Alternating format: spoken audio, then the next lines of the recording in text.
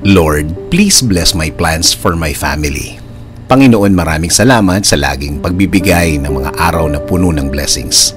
Salamat sa proteksyon mo na lagi kong kasama para sa akin at aking buong pamilya. Thanks always for your provision, your guidance and protection. Thank you also, God, for faithfulness and love for us, Lord. Panginoon, i-bless niyo po ang aking plano sa aking buhay at sa aking pamilya.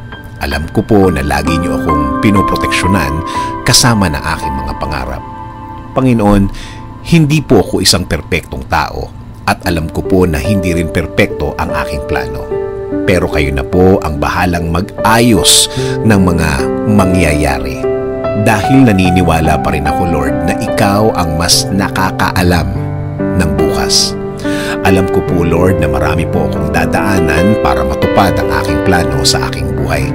Pero alam ko po na bibigyan niyo po ako at ang aking plano sa buhay ng tamang direksyon.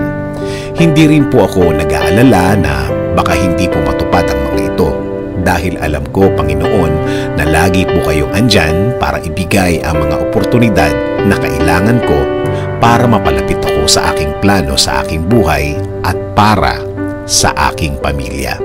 Alam ko po na ipapadala nyo rin sa way ko ang tamang tao para po makatulong sa aking plano, Panginoon. At ang mga taong ito ay gagabayan din ako sa aking mga gagawin. Lord, please clear my mind always so I can focus on the things that I need for my plan. Ilayo niyo po ako sa mga bagay na maglalayo sa akin sa magandang plano para sa aking buhay.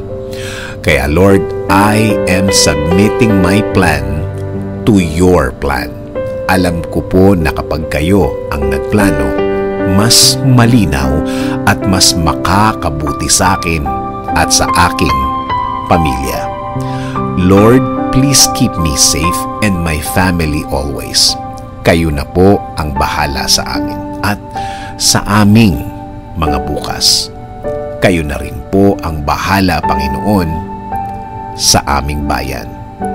Patuloy kaming magtitiwala at maniniwala sa inyong grasya, Panginoon. This is our prayer. In Jesus' name, Amen. Sabi nga sa Proverbs 16:3, commit to the Lord whatever you do, and He will establish your plans.